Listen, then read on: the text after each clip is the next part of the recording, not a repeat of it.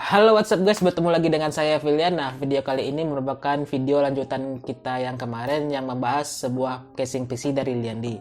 Nah, sekarang kita akan merakit sebuah PC budget menggunakan casing tersebut.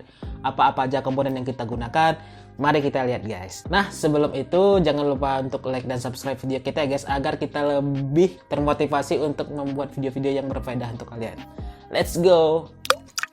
Untuk komponennya sendiri, kita menggunakan part yang bekas agar bisa meminimalisir budget yang ada. Yang pertama, kita menggunakan prosesor dari Intel Core i3 generasi ke-6 dan dipasangkan dengan motherboard Asus H110M M.2. Untuk kedua komponen ini saya beli sepaket ya guys dengan harga bekas 1,5 juta. Untuk RAM yang kita gunakan adalah RAM dari Corsair yang low profile dengan konfigurasi 2x4 GB yang berjalan di 2133 MHz. Untuk pendinginan dari prosesornya sendiri, saya menggunakan fan prosesor yang aftermarket agar pendinginannya lebih maksimal. Jika kalian ingin memakai fan prosesor yang seperti ini, kalian harus menggunakan RAM tanpa kit agar tidak mentok dengan fan prosesornya itu sendiri. Untuk storage, kita menggunakan SSD dari Samsung dengan kapasitas 250 GB dan harddisk dari Seagate dengan kapasitas 1 TB. Untuk storage-nya sendiri, kalian bebas menggunakan apa saja dan yang terpenting menggunakan SSD untuk operasi sistem kalian. Untuk graphic card, di sini kita menggunakan VGA GTX 1050 Ti dari Palit. Walaupun VGA ini tergolong VGA yang umurnya cukup tua, namun performa yang dihasilkan dari VGA ini cukup mampu untuk memainkan game-game dengan settingan medium maupun high di zaman sekarang ini. Untuk mensuplai komponen tersebut, kita menggunakan PSU dari First Flyer dengan tipe DK05 yang mempunyai daya 500 Watt. PSU ini merupakan PSU modular budget yang membuat kalian lebih mudah untuk memilih kabel-kabel mana yang kalian butuhkan untuk keperluan kalian, sehingga tidak membuat casing kalian akan menumpuk dengan kabel-kabel yang tidak berguna. Oke guys, kita lanjut ke proses perakitan. Pertama, kita masukkan mobo terlebih dahulu, di mana mobo yang telah kita masukkan tersebut telah terpasang RAM, prosesor, dan fan prosesor. Setelah mobo dimasukkan, jangan lupa untuk mengunci mobo tersebut dengan baut yang telah disediakan sewaktu membeli casing. Setelah mobo terpasang, saatnya untuk memasangkan harddisk maupun SSD ke posisinya masing-masing. Di casing ini, harddisk dan SSD ditempatkan secara terpisah.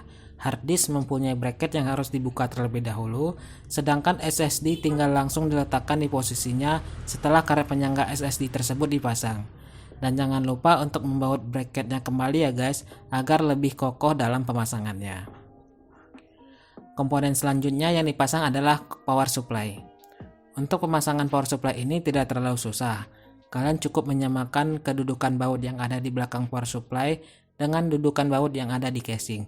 Setelah sama, baru kalian pasang bautnya dengan presisi. Setelah komponen power supply terpasang, barulah saatnya kita menghubungkan kabel yang ada di power supply ke motherboard, harddisk maupun SSD. Setelah kabel terpasang rapi, komponen terakhir yang dimasukkan adalah VGA.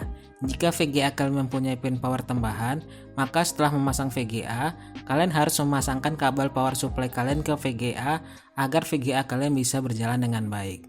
Dan jangan lupa untuk memasang kabel I/O panel ke motherboard kalian ya guys, agar kontrol yang ada di casing kalian bisa berfungsi dengan baik.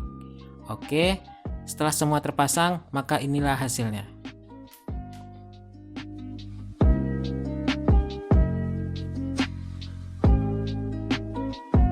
Pada rakitan PC kita kali ini mungkin tidak terlalu detail ya guys, hanya menjelaskan komponen apa saja yang kita gunakan untuk merakit PC ini. Jika kalian ingin melihat lebih detail, kalian bisa searching di YouTube.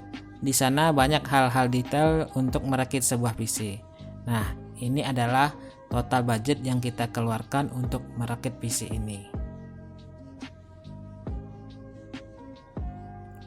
Jika kalian ingin melihat performa PC ini untuk bermain game, kalian bisa melihat link yang ada di atas ini ya. Oke guys, cukup sekian video kita kali ini. Mudah-mudahan video ini bisa menjadi referensi untuk kalian. Mengingat harga VGA sekarang yang sudah turun, mungkin kalian bisa mengganti VGA ini ke VGA yang lebih baru sehingga performa PC kalian lebih bagus untuk memainkan sebuah game.